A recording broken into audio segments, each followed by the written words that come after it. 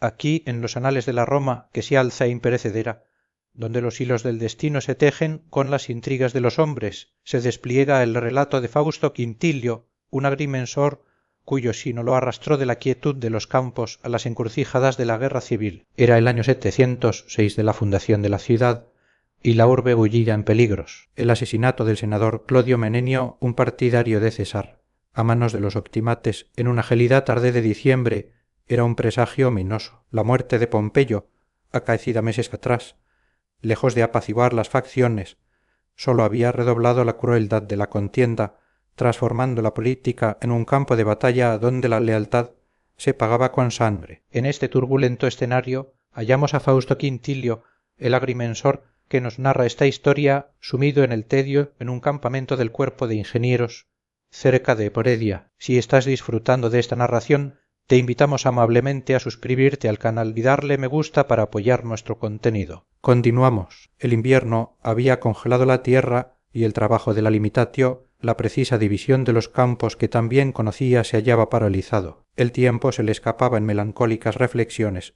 aferrado a una carta de Regila, la joven y hermosa nieta del arquitecto Sestilio. Regila, a quien Quintilio había enseñado a leer y escribir, le enviaba su primera misiva, una invitación velada a regresar a Roma, imbuida de un afecto que el griego Icesio, un liberto y amigo de Quintilio, le había confirmado. La muchacha había empezado a quererle. Icesio, un hombre de 50 años, de inteligencia aguda y origen griego, no era ajeno a la vida de Quintilio. Juntos, tras una arriesgada aventura que los llevó a descubrir el tesoro del asesino del arquitecto Sestilio y entregarlo al erario del Estado, habían fundado un collegium de argentarios. Aquella hazaña, por la cual Icesio casi pierde la vida a manos de unos sicarios, les había deparado una fortuna, aunque para Quintilio, acostumbrado a la solidez de la tierra, la riqueza de papiros y créditos resultara abstracta. Icesio, ahora tutor de Regila, en la lujosa villa de Sestilio, representaba el vínculo de la joven con su abuelo y la cultura que ansiosamente devoraba. La villa, heredada por Regila y su sencillo tutor,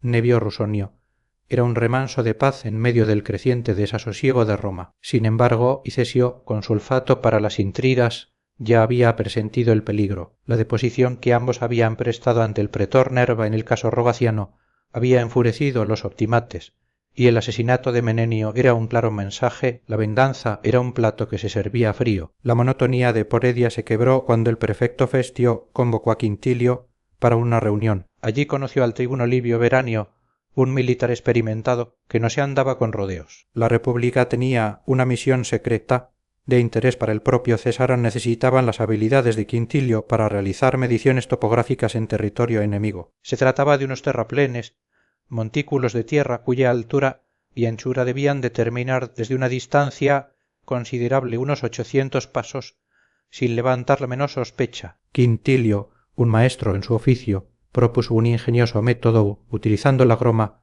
como un espejo, reproducirían la estructura observada en su propio territorio. Para las mediciones de altura, mucho más complejas a distancia, sugirió infiltrar exploradores durante la noche, quienes, con cuerdas anudadas, tomarían las medidas cruciales sobre el terreno. Incluso se jactó de su habilidad para sobornar a los perros guardianes con astutas artimañas. El tribuno Annio Elpidio, quien conocía a Quintilio por su participación en el caso Rogaciano y valoraba su ingenio, dio su aprobación y le entregó una orden de traslado a Roma, predatada, un signo claro de que su destino ya estaba sellado. Quintilio, ansiando escapar de su encierro, aceptó sin dudar. El viaje a Roma fue una odisea invernal, marcada por el frío, la nieve y las precauciones militares, acompañado por una escolta de legionarios, entre ellos los leales Sabino y Torcuato. Quintilio sufrió los rigores del camino, incluyendo dolorosas llagas de la silla de montar, que los legionarios curaron con un vellón de oveja y un peculiar linimento. Llegó a Roma disfrazado de soldado, un anonimato que Elpidio le había aconsejado mantener debido a la inestabilidad política. Su llegada a la villa de Sestilio fue una sorpresa. Regila, extasiada, se le echó al cuello. Sus lágrimas de alegría contrastaban con la frialdad de su inesperado regreso. En Roma, la misión secreta se perfilaba con mayor claridad. En una reunión con Veranio, Elpidio, Vitruvio, un joven oficial ingeniero, a quien Quintilio había escrito sobre pendientes de canales, y el centurión Antonio Galerio, un experto en incursiones, se discutieron los detalles. La misión era exclusivamente militar, pero requeriría el genio matemático de Hicesio. Este, sin embargo, reveló su intención de viajar a Tesalónica para buscar las tumbas de sus padres. Elpidio, comprendiendo la importancia de Hicesio para la misión y para Quintilio, accedió a facilitar su viaje y ante la insistencia de Quintilio prometió extender la protección a Regila y Rusonio, incluyéndolos en el séquito como agregados civiles, sin registro oficial, bajo la tapadera de secretario, cocinero y nieta. Quintilio, previendo la necesidad de documentos falsificados para sus protegidos, se hizo con un salvoconducto personal y aprovechando un momento de descuido, sustrajo de la oficina de permisos un carrete de cinta bicolor y un molde de terracota del sello oficial. Aquella misma noche Quintilio y Hicesio se lanzaron a la delicada tarea de la falsificación, con arcilla de alfarero y polvo de nácar para imitar la tinta especial de las firmas. Fabricaron un salvoconducto para Regila y Rusonio bajo los nombres falsos de Octavio y Sabina, que viajarían como sirvientes del argentario Pisón en Ravenna. Regila, que los sorprendió en plena faena, acabó ayudándolos. La situación se había tornado urgente. El robo de la correspondencia del senador Menenio por parte de los optimates ponía a Hicesio y por extensión a la familia de Sestilio en grave peligro. Decidieron que Ravenna, con la ayuda del rico argentario Pisón o el refugio de los pantanos del Padusa, sería el lugar más seguro para ellos. Al amanecer, la pequeña comitiva partió de Roma. El viaje fue penoso. El invierno se ensañaba con ellos. Quintilio regresó a Pisaurum, llevando a Regila y Rusonio hasta Ravenna. Allí Pisón, un opulento y afable argentario y viejo amigo de Sestilio, los recibió con los brazos abiertos en su suntuosa villa, prometiéndoles protección y hospitalidad. De Hicesio, Pisón había recibido una alarmante noticia: los negocios en Iader, donde Quintilio y Hicesio tenían su inversión en el banco, se habían desplomado. Los hijos de su socio, Aristides, se habían apropiado del patrimonio y habían expulsado violentamente a Albano, el honesto secretario. Además, la tesorería del Estado investigaba el origen de la fortuna de Sestilio y la figura del argentario Nicóteles de Byzantium, una invención de Hicesio para justificar la parte del tesoro de Rogaciano que se había esfumado. Quintilio, en su despedida de Regila, se dio cuenta de su profundo afecto por ella y la posibilidad de que estuviera embarazada de él se cernió en su corazón. Ella le entregó un pañuelo con un mechón de su cabello, un recuerdo tangible de su amor. El viaje de regreso a Pisaurum fue una tortura, exacerbada por una caída de caballo que le dislocó el hombro. En Pisaurum, Quintilio se reunió con Hicesio, quien se preparaba para su viaje secreto a Tesalónica. Hicesio le confesó haber conservado los instrumentos de falsificación, previendo futuras necesidades. Poco después, Hicesio embarcó, su destino envuelto en el misterio. Quintilio, con su hombro dolorido y el corazón oprimido, también partió por mar con la unidad de Galerio. Para su sorpresa, Hicesio reapareció en el barco. Galerio explicó que el embarque por separado era una treta para despistar a los espías. Elpidio le entregó a Hicesio un mensaje secreto. Su implicación en el caso Rogaciano le había granjeado la enemistad de los optimates y se le ofrecía protección a cambio de su cooperación en la misión. Hicesio aceptó. La misión se reveló debían dirigirse a Labrios, en Aztica, una región de minas de plata supuestamente agotadas. Un collegium dirigido por un tal Alcibiades, con muchos oficiales romanos implicados, había amasado una fortuna inexplicable. Los cálculos no cuadraban, la mina apenas producía beneficios, y sin embargo sus miembros vivían en la opulencia. La sospecha era que la mina servía de tapadera para una operación mucho más oscura, posiblemente una conspiración contra César. Higinio, el herrero y un hombre del lugar, confirmó que la zona minera era un paisaje desolado, lleno de viejos pozos y escoriales, sin vegetación, lo que dificultaría la ocultación de su equipo. El viaje por la vía Egnatia fue lento y difícil. Las nevadas los inmovilizaron en Lichnidos, donde Quintilio se recuperó de su hombro y encontró en su viejo uniforme el mechón de cabello de Regila, un recuerdo casi olvidado. En Tesalónica, la burocracia local, más interesada en el ocio que en el trabajo, retrasó su partida. Durante su estancia, Quintilio y Hicesio fueron alojados en la lujosa villa del legado Marco Polión y su esposa, Fabritia Secunda. Allí y Cesio continuó sus pesquisas sobre el destino de su familia, mientras Quintilio se sentía irremediablemente atraído por la hermosa Fabricia Secunda. Su relación se tornó clandestina. Fabricia, casada a temprana edad y sin hijos, con un Marco Polión más preocupado por su carrera militar y su promesa de un heredero, encontró en Quintilio una pasión que no conocida. Le confió su infelicidad y el riesgo de ser repudiada si no concebía. Quintilio, ya padre de la criatura de Regila, se entregó a ella con la esperanza de ofrecerle el hijo que tanto anhelaba. La víspera de la partida a Ptica, Polión anunció el embarazo de Secunda. El pañuelo blanco que Fabricia agitó en el muelle al partir confirmaba su embarazo, probablemente obra de Quintilio, un gesto agridulce que le llenó de pena y un rayo de esperanza. En Labriós, la unidad montó un campamento improvisado y Cesio asumió el rol de prefecto de la falsa limitatio, mientras Galerio se mezclaba con la tropa. El legado Tácito, el oficial de la mina, visitó el campamento aceptando su historia de agrimensores. Quintilio y Licesio realizaron las mediciones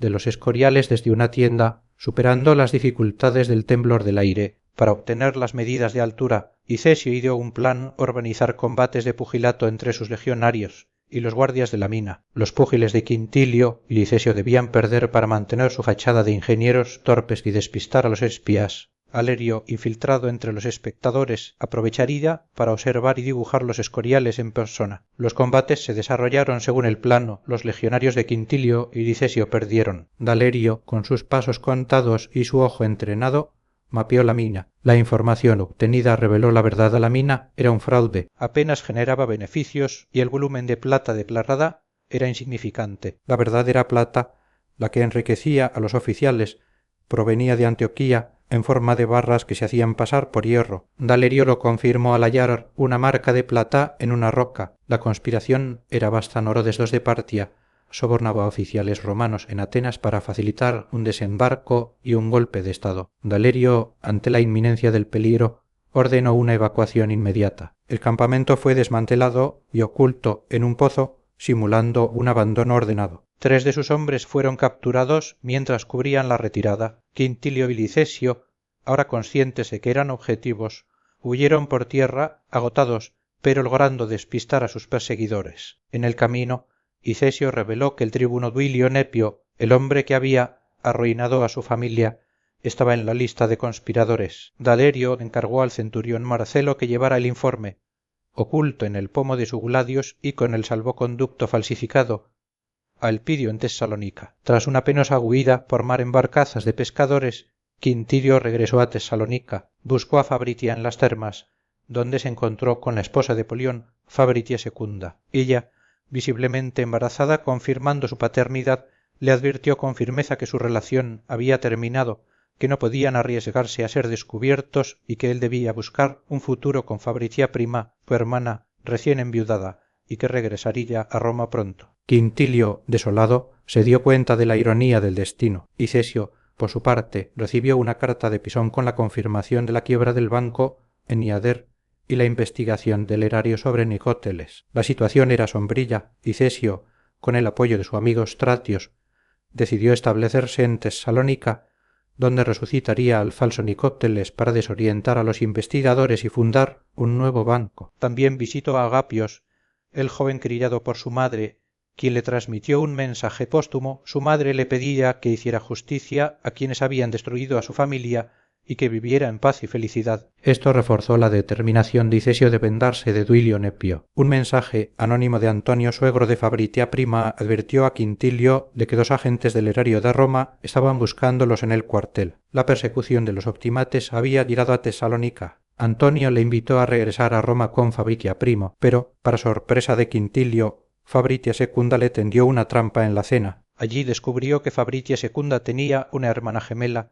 Fabricia prima, y que ella era con quien había mantenido el afaire. Secunda se había divertido orquestando toda la farsa para ayudar a su hermana, ahora viuda, a encontrar marido. La noticia del embarazo de Secunda de Quintilio fue celebrada por todos, mientras Quintilio se sentía acorralado por la situación y las 2 hermanas. Sin embargo, los agentes del erario lo alcanzaron. Quintilio fue arrestado en Tesalónica, acusado de obstrucción a la justicia por el caso Rogaciano y sentenciado a 1 año de confinamiento en el campamento de Eporedia. El tribuno Elpidio, en una carta al prefecto Festio, intercedió por él, explicando su inocencia y la importancia de su misión para César, prometiendo una futura exoneración. De vuelta en el valle de las nieblas, Quintilio reflexionó sobre sus oportunidades perdidas Fabritia secunda, Fabritia prima regila. Había perdido sus amigos y sus tesoros. La misión por la que había arriesgado tanto lo había alejado de todo lo que amaba. Las noticias de Festio confirmaron la gravedad de la conspiración. Galerio y sus hombres habían sido masacrados en Siria, víctimas de una emboscada parto. La conspiración en Atenas se había desbaratado,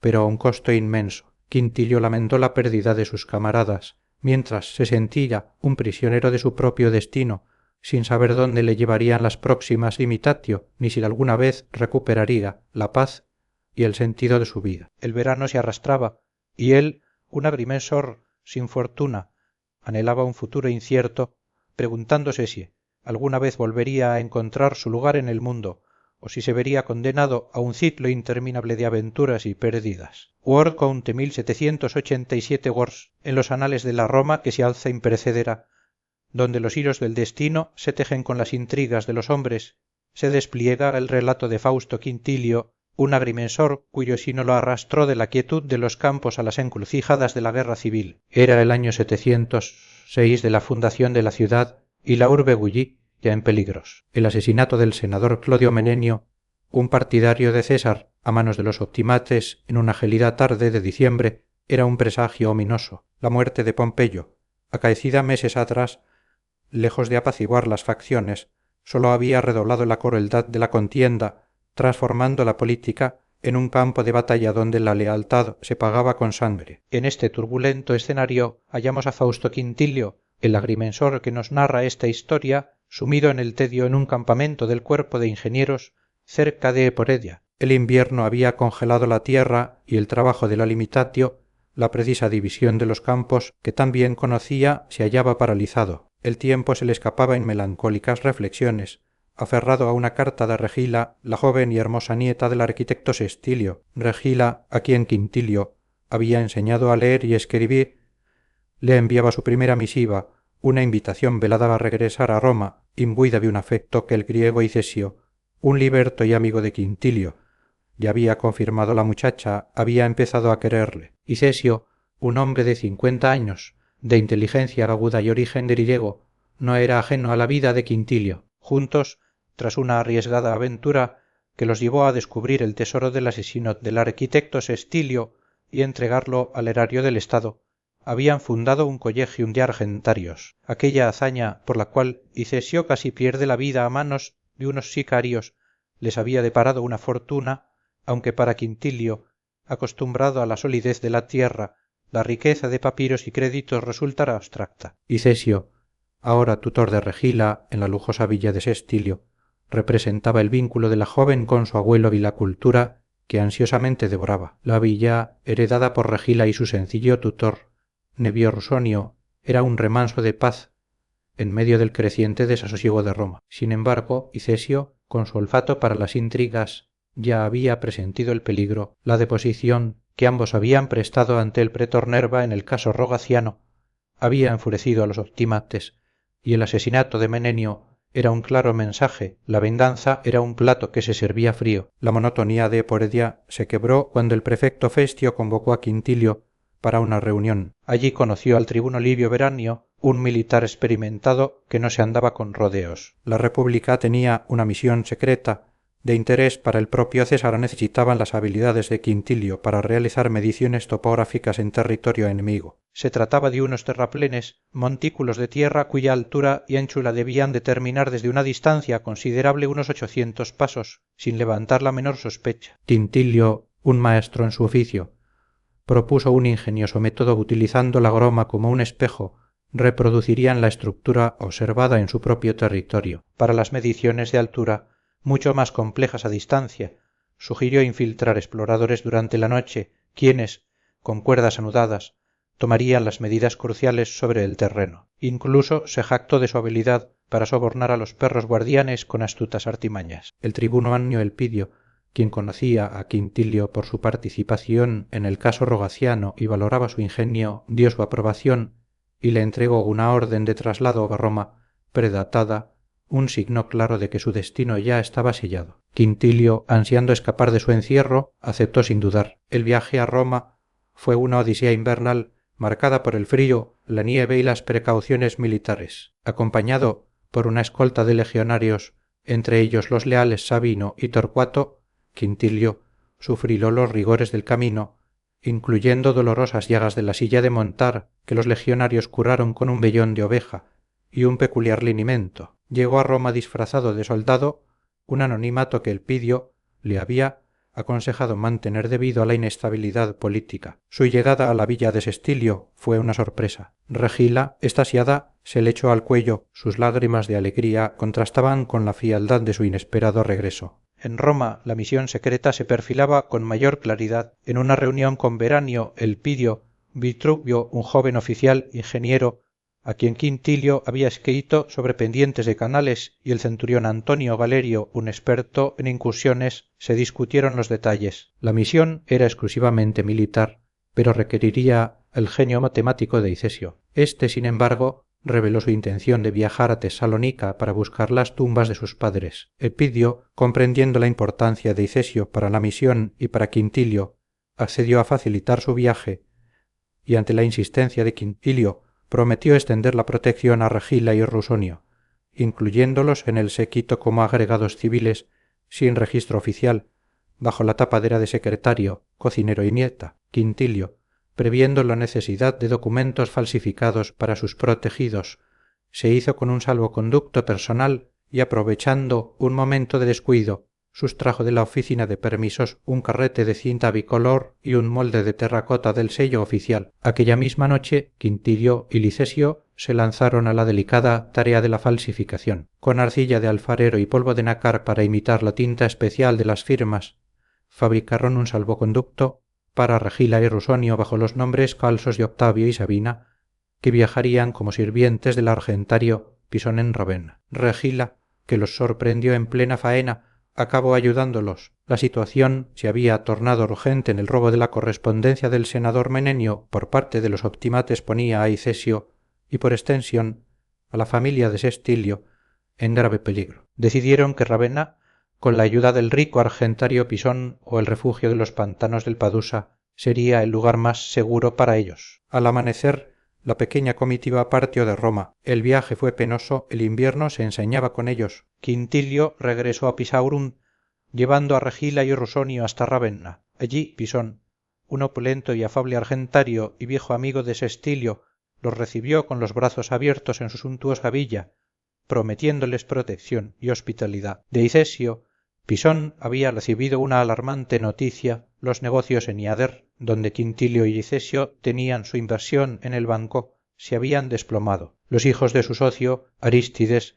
se habían apropiado del patrimonio y habían expulsado violentamente a Albano, el honesto secretario. Además, la tesorería del Estado investigaba el origen de la fortuna de Sestilio y la figura del argentario Nicóteles de Bizantium, una invención de Icesio, para justificar la parte del tesoro de Rogaciano que se había esfumado. Quintilio, en su despedida de Regila, se dio cuenta de su profundo afecto por ella y la posibilidad de que estuviera embarazada de él se cernió en su corazón. Ella le entregó un pañuelo con un mechón de su cabello, un recuerdo tangible de su amor. El viaje de regreso a Pisaurum fue una tortura exacerbada por una caída de caballo que le dislocó el hombro. En Pisaurum, Quintilio se reunió con Icesio, quien se preparaba para su viaje secreto a Tesalónica. Icesio le confesó haber conservado los instrumentos de falsificación, previendo futuras necesidades. Poco después Icesio embarcó, su destino envuelto en el misterio. Quintilio, con su hombro dolorido y el corazón oprimido, también partió por mar con la unidad de Galerio. Para su sorpresa, Icesio reapareció en el barco. Galerio explicó que el embarque por separado era una treta para despistar a los espías. Epidio le entregó a Icesio un mensaje secreto. Su implicación en el caso Rogaciano le había granjeado la enemistad de los optimates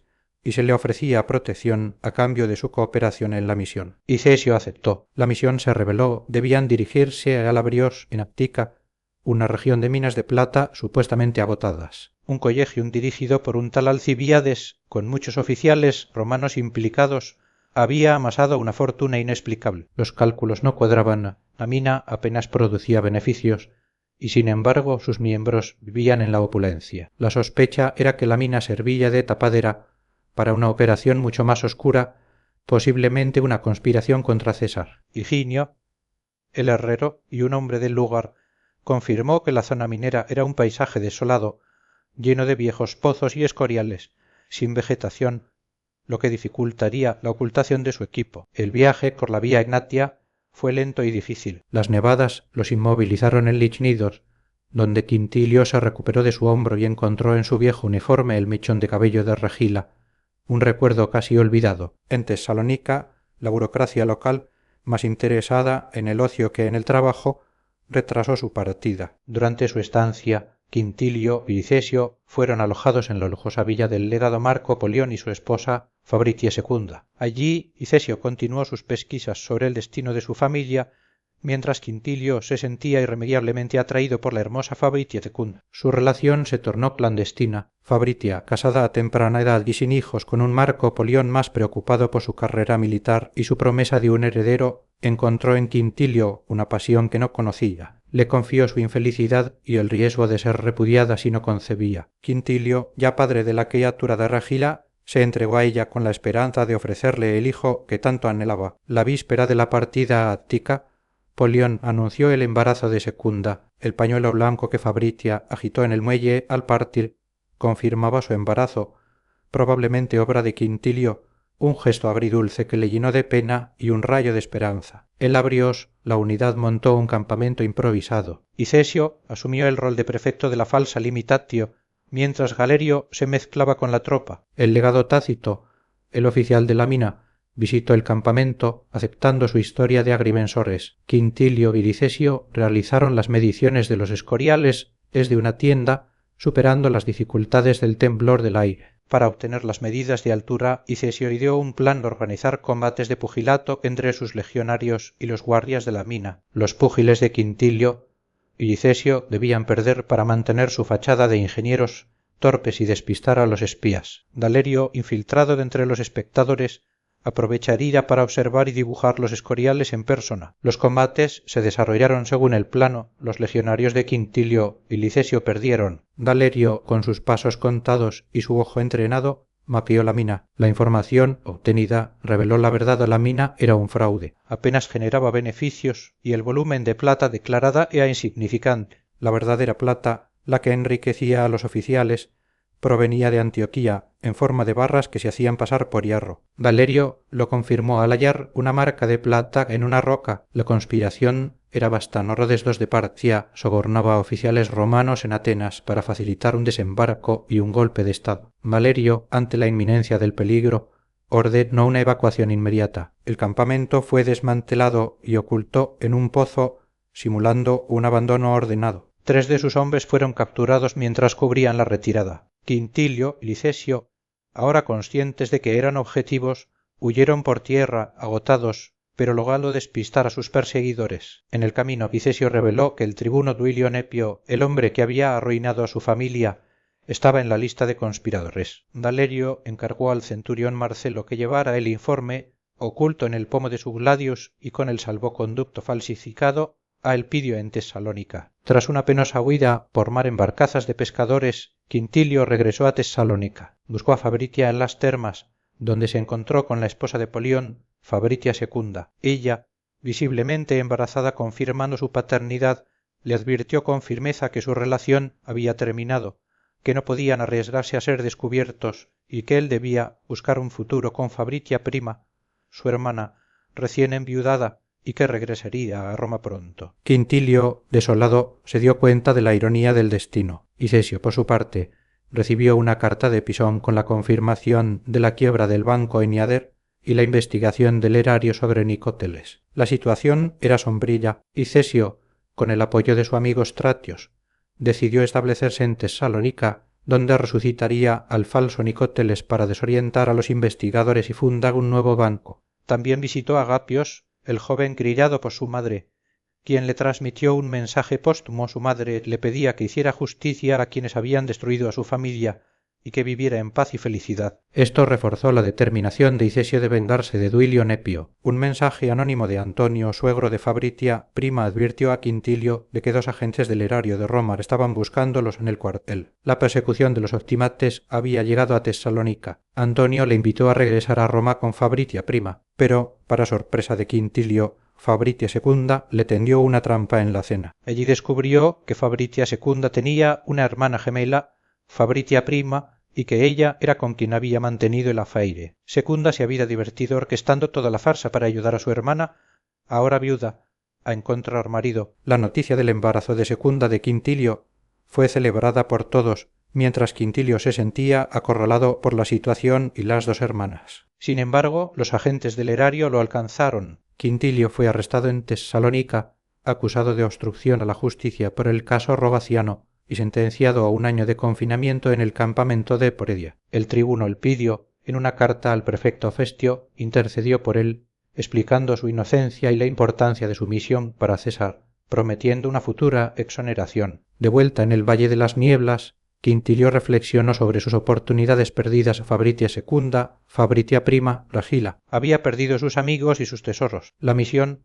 por la que había arriesgado tanto lo había alejado de todo lo que amaba. Las noticias de Festio confirmaron la gravedad de la conspiración en Alerio, y sus hombres habían sido masacrados en Siria, víctimas de una emboscada parto. La conspiración en Atenas se había desbaratado, pero a un costo inmenso. Quintilio lamentó la pérdida de sus camaradas, mientras se sentía un prisionero de su propio destino, sin saber dónde le llevarían las próximas limitatio, ni si alguna vez recuperaría la paz y el sentido de su vida. El verano se arrastraba y él, un agrimensor sin fortuna, anhelaba un futuro incierto, preguntándose si alguna vez volvería a encontrar su lugar en el mundo o si se vería condenado a un ciclo interminable de aventuras y pérdidas.